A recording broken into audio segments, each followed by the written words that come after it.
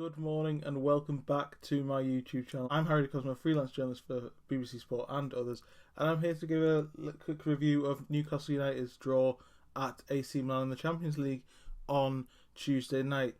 A lot of sort of mixed reactions to, I don't think mixed reactions to the result per se. I think people would have taken a draw before kick-off, and it's a good building block at the San Siro, given everything that went around the game 20 years since they were last at that stadium, at that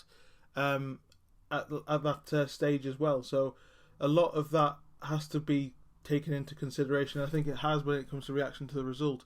I have seen sort of mixed reaction to the performance and how, you know, whether Newcastle could have done more, should have done more in an attacking sense. Obviously, AC Milan fully dominant. I think they had about 25 shots. I haven't actually looked at the stats in detail, but I think Newcastle didn't really create anything beyond a shot from Jacob Murphy in the first half, and then obviously that really good effort from and close effort from Sean Longstaff in stoppage time, and almost nicked the result at the San Siro. That would have been historic, and I don't think Sean Longstaff would have had to buy a drink in Newcastle ever again if that had gone in. But I think there has been, as I say, a little bit of a mixed response to the performance. Whether Newcastle could have done more in an attacking sense, I think they definitely could, but you've got to take a lot of things into consideration. I think the atmosphere, the sort of hostility of the San Siro is just hits different to, I think, pretty much anywhere else in Europe.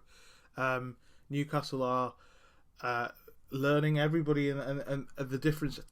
The key point to say is that Newcastle, not just the club, but everybody within the team, pretty much with a handful of players. Sorry if I sound really blurry-eyed and a bit off it this morning. It's very early because I'm working later, so I'm not quite with it yet. But I think beyond sort of Trippier and maybe, you know, players like that and Tonali, obviously going back to the San Siro, even Eddie Howe, they don't have Champions League experience. It's a learning curve for everybody, not just the sort of Dan Burns and Sean Longstaffs and that, you know, and those players, you know.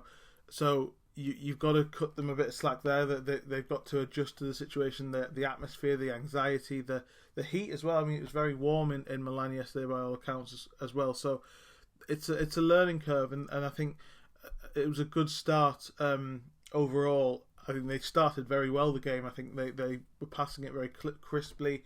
They were confident in their play. They were calm. They didn't get overawed initially. Then towards the end of the first half, it started to move out a bit, and I think Milan started to find a little bit of space.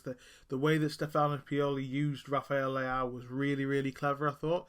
Up against Kieran Trippier, who for me was the man of the match. I'll get more into that a bit later, but the way that he used Rafa Leao'z against Kieran Trippier to keep him high up the pitch and almost forget and just sort of accept and risk that Kieran Trippier is the chief attacking threat for Newcastle in many ways. And there were times where Trippier had a bit of space and did get forward down the right, and nothing came of it. And I think Pioli was really clever there to almost say to Leao, you're going to make more threats for Newcastle staying forward than they are going to then coming back to help us defend against Trippier and Jacob Murphy, who, by the way, brilliant to see him start in that game. Everyone's seen his face when the Champions League music came on. A boyhood fan who's worked and been there with the club, been on you know, struggled when the club was struggling. Didn't look like he had a future at Newcastle for long spells of his career. It's impossible not to be really proud and happy for him. But yeah, I just thought that Milan really had a number on Newcastle in that first half by using Leao in that position. They kept him high, so whenever they broke, he was there. He was the reason I think that the midfield struggled as well, because he would cut inside to find Ruben Loftus-Cheek in a lot of space, and then the ball would go, and the fluidity in between the lines. And again, a lot of people talking about number 6 role was there for all to see, and that was a bit of a worry. But Newcastle in the second half, I think, haven't got enough credit yet for keeping Milan at arm's length. I think Kieran Trippier, as I say, was my man of the match because he marshalled that they reacted. He marshalled that situation. I would have had Sean Longstaff marking Leao on the transition if it was me, but I didn't think he had too much of an influence on the second half, apart from that header which went over. The thing about Rafa Leao'z is he's not just a typical winger. He's a little bit like Alan St. Maximin, and we saw that with his trickery and attempt at a back heel bizarrely in the first half when if he just shot, he would have scored, and everybody I think knows that. There is a bit of the Alan St. Maximin about him, but he's much taller and more physical and fantastic in the air, and how often he had the beating of Trippier in the air in the first half. And also then you had Theo Hernandez meeting him behind and coming forward, and it was almost like it was an overload on the right in the first half, particularly, which was an issue. But Milan had enough chances to win the game. The fact that they didn't win the game shows to me that they didn't deserve to, because they didn't find enough potency and quality in attack to get that result. Newcastle should have had more. As I say, Isak was isolated and then very tired by the end and looked like a bit of a liability. He was losing the ball quite a lot towards the end. I can understand Eddie Howe's thought process with bringing Callum Wilson on to unlock that and connect the team, but it didn't quite work. I think Milan just...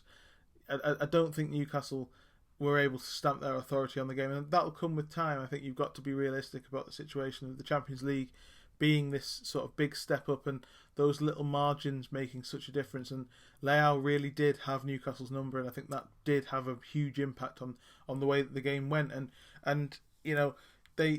don't think that the midfield... I've seen a lot of people criticise the midfield again, and Bruno and Tonali, can they work together? For me, Sean Longstaff was fantastic yet again.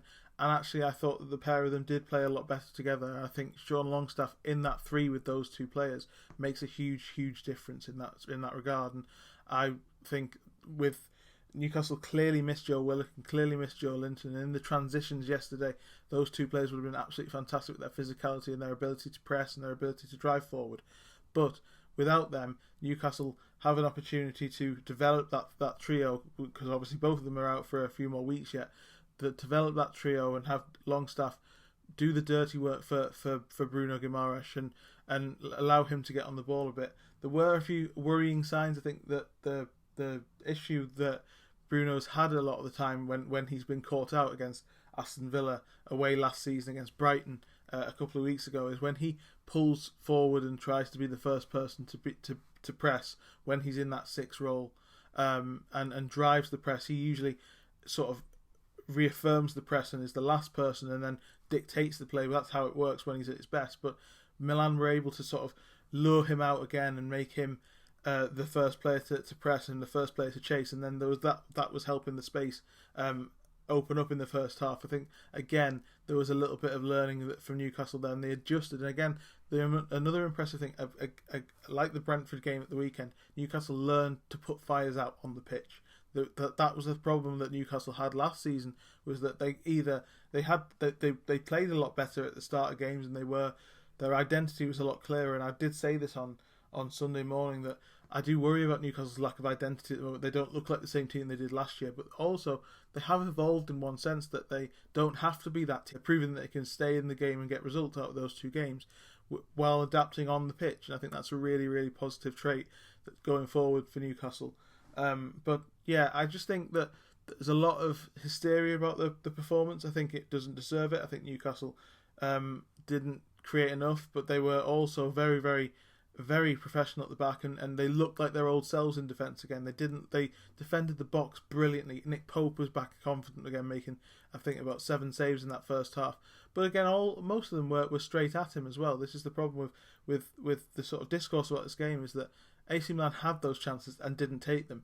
And yes, there are moments of luck, and Samuel Chukwueze did have Dan Burns' number on the other side, and the way that they both cut in and made the pitch narrow in attack was quite difficult for Newcastle to maintain and manage in the first half. But again, they adjusted, and I thought Longstaff, apart from his being a bit weak on the ball in the first half, going down for that penalty attempt, that dive, I think is poor in the first half. But he improved and grew into the game.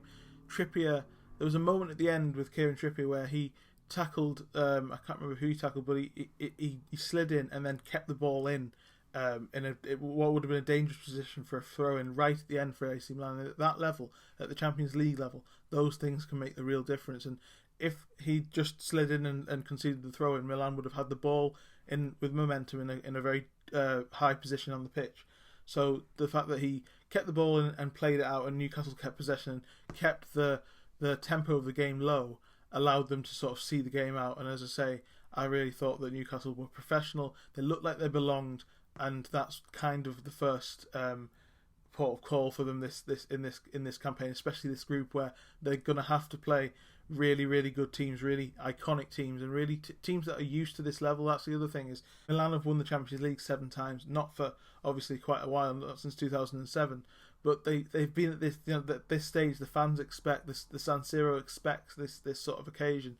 It's nothing new for them. Newcastle, it's the whole build up, the discourse was about the emotion, the nostalgia, the talk about what was before, and even then, and as I mentioned in my article for BBC Sport, even then, back then, the highest highs Newcastle have had in my lifetime and in recent times have just been by playing in the Champions League. It's never really been about making a splash, whereas if they're going to, they need to sort of look like they belong.